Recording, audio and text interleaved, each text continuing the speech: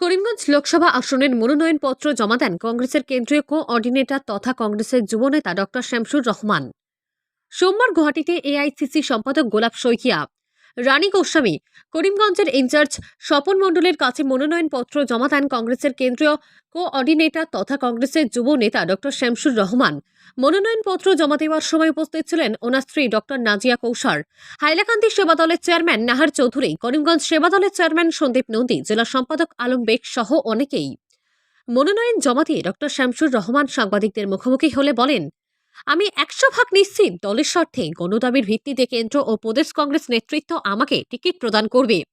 বিগত কয়েক মাস ধরে পুরো কেন্দ্রের আনাচে কানাচে দলীয় নেতৃত্বের কথা মতো কংগ্রেস কর্মী সমর্থকদের সাথে জনসংযোগ করছেন।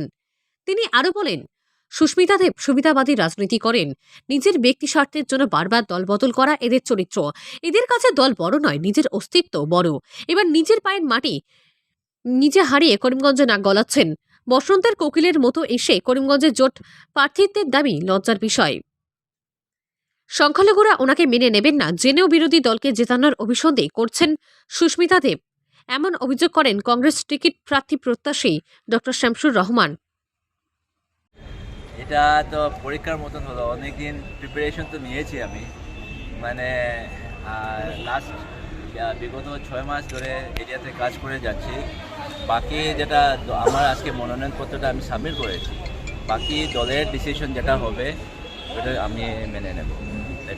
ডেফিনেটলি তো মানে I am very much hopeful, আশাবাদী নিশ্চয়ই পাবো। এবার শোনা যাচ্ছে যে করিমগঞ্জ লোকসভা আসনে তৃণমূলের ঝুলিতে যাচ্ছে বলে একটা আওয়াজ উঠছে। কি মনে করছেন, এবার ইন্ডিয়া জোট কি ছাড়তে যাচ্ছে করিমগঞ্জ লোকসভা আসনটি তাদের হাতে?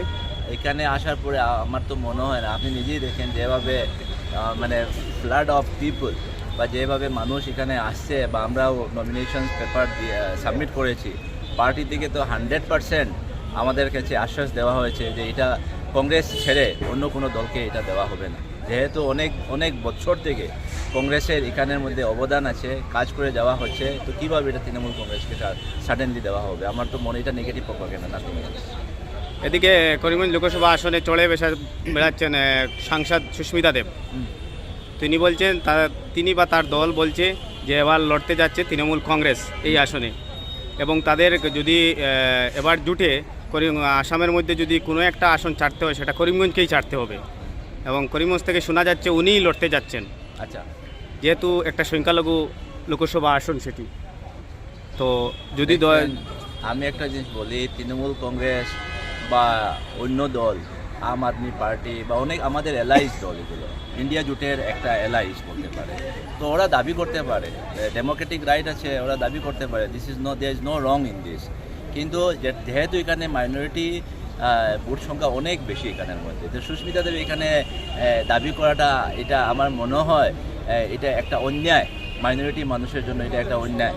কারণ আমাদের এমএলএ কমলাক্ষ দেব প্রকাশ তো নিজে বলেছেন যে এটা মাইনরিটিকে দেওয়ার জন্য, যেহেতু 2 লক্ষর উপরে 2.5 লক্ষর উপরে এখানের মধ্যে মাইনরিটি ভোট বেশি আছে, এখানে সুস্মিতা দেব এখানে দাবি করাটা আমার মনে হয় এটা মাইনরিটির সাথে অন্যায় করা, আর এটা একটা বিভ্রান্ত করা, এটা একটা নেগেটিভ। হ্যাঁ, উনি তৃণমূল কংগ্রেসের হয়ে দলের জন্য দাবি করতে পারেন, কিন্তু উনি নিজে দাবি করাটা আজকে কাচারের অনেকবার উনি দাবি করছেন না, মানে ওটাই আওয়াজটা উঠছে তাদের তরফ থেকে। ঠিক আছে, আমরা ওনাকে কাচারের মধ্যে ভোট দেওয়া হয়েছে, কাচার উনি এমপি ছিলেন, তো উনি বিবেচনা করতে লাগে যে উনি করিমগঞ্জের জন্য বা হাইলাকান্দি লোকেদের জন্য অত বছর থেকে কি কন্ট্রিবিউট করেছেন, being a member of the parliament অত বছর জন্য, বা বরাকভ্যালির একজন লিডার হয়ে আমরা তো ওনাকে দায়িত্ব দিয়েছিলাম, কিন্তু আমরা তো হতাশ হয়েছি। তারপরে তো আমাদের কাছাড় থেকে অন্য দল জয়ী হলো। যেটাই হোক, উনি দাবি করতে পারেন তৃণমূল কংগ্রেসের হয়ে ইন্ডিয়া অ্যালায়েন্সের জন্য দাবি করতে পারেন, there is no wrong in this, কিন্তু নিজে দাবি করাটা আমার মনে হয় এটা অন্যায়,